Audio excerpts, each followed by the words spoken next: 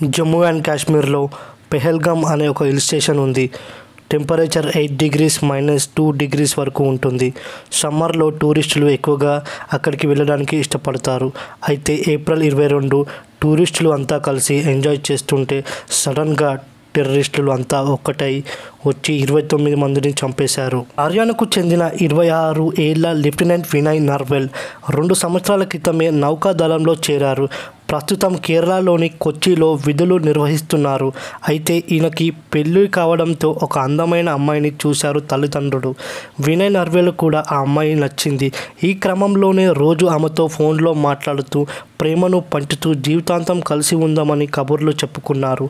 ఆమె కూడా ఇతడు నచ్చగా జీవితంపై ఎన్నో ఆశలు పెట్టుకుంది. అయితే ఏప్రిల్ 16న వీరికి మ్యారేజ్ జరిగింది. 19వ తేదీన విందు నిర్వహించారు. ఆ తర్వాత భార్యతో కలిసి హాయిగా గడపాలని భావించిన లెఫ్టినెంట్ వినయ్ హనీమూన్ ప్లాన్ చేశారు. భార్యను తీసుకొని జమ్మూ కాశ్మీర్కి వెళ్ళారు. అక్కడ ఏకాంతంగా ఆమెతో గడుపుతూ ఎంజాయ్ చేశారు. కానీ అనుకోకుండా మంగళవారం రోజు జరిగిన ఉగ్రదాడిలో నర్వాల్ ప్రాణాలు కోల్పోయాడు. దీంతో దిక్కు తోచని స్థితిలో ఆయన భార్య తమ భర్త మృతదేహం పక్కన కూర్చొని కన్నీరు విలపించింది. నెల రోజులు కూడా కాకముందే తనను వదిలి వెళ్ళడాన్ని తట్టుకోలేక గుండెలు పిండేసేలా రోధించింది. మరోవైపు ఉత్తరప్రదేశ్లోని కాన్పూర్కు చెందిన శుభం ద్వివేదికి ఈ ఏడాది ఫిబ్రవరి 12 తేదీన పెళ్లి జరిగింది. తను డ్యూటీలో బిజీగా ఉండడం వల్ల వివాహం జరిగిన తర్వాత నుంచి భార్యతో ఎక్కువ సమయం గడపలేకపోయారు. దీంతో విసుగు చెంది ఆయన ఉద్యోగానికి సెలవు పెట్టి మరీ హనీమూన్ కోసం జమ్మూ కాశ్మీర్కి వచ్చారు. ఆ టైంలో వాళ్ళిద్దరూ కలిసి భోజనం చేస్తున్న సమయంలో అక్కడ టూరిస్టులు వాళ్ళు వచ్చారు. వారి పేర్లు అడగగా అప్పుడే శుభం తన పేరును చెప్పగానే అతన్ని కాల్చేసి చంపేశారు. పెళ్ళైన 3 నెలలు కూడా కాకముందే భర్త చనిపోవడంతో తట్టుకోలేకపోయింది.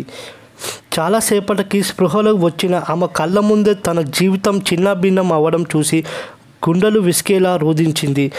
భర్త మృతదేహంపై పడి ఆమె ఏడ్చిన తీరు చూస్తుంటే అందరూ ఏడ్చారు. కర్ణాటకలోని శివమొగ్గకు చెందిన మంజునాథ్ ఆయన భార్య పల్లవి కుమారుడు అభిజయ్తో కలిసి కాశ్మీర్ని చూసేందుకు వెళ్లారు. ఉగ్రవాదుల దాడికి గురయ్యారు. కన్నడ మీడియాతో ఆమె ఫోన్ కాల్లో మాట్లాడుతూ మేము ప్రస్తుతం పహల్గామ్లో ఉన్నాము. నా కళ్ళ ముందే నా భర్తను కన్నుమూశారు. ఏమి చేయలేని నిస్సాయ స్థితిలో ఉండిపోయాను.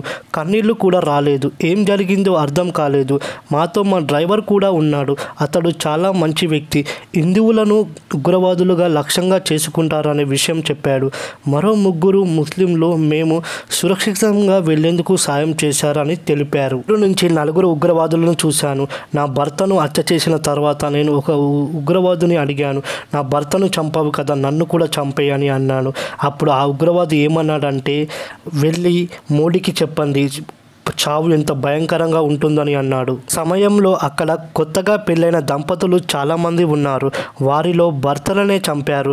మహిళలు చిన్న పిల్లలను వదిలేశారు. హిందువులనే లక్ష్యంగా చేసుకున్నారు. అక్కడ సుమారు 500 మంది టూరిస్టులు ఉన్నారు అని ఆమె చెప్పింది. తర్వాత మేము గుర్రాలంపై అక్కడికి వెళ్ళాము. నా కుమారుడు ఉదయం నుంచి ఏమీ తినలేదు. అందుకే నా భర్త అతని కోసం బ్రెడ్ తీసుకురావడానికి వెళ్ళారు.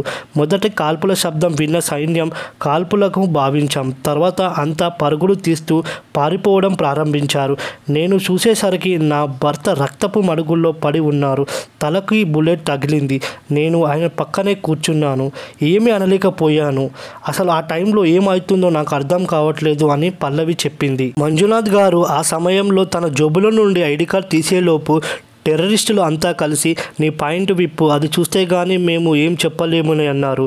అప్పుడు మంజునాథ్ గారు పాయింట్ విప్పి చూసి అతను హిందూస్ అని చెప్పి కాల్ చేశారు. ఫ్రెండ్స్, ఈ వీడియో మీకు నచ్చితే లైక్ చేయండి. ఛానల్ కొత్తగా చూసేవాళ్ళు సబ్స్క్రైబ్ చేసుకోవడం మాత్రం అసలు మర్చిపోకండి.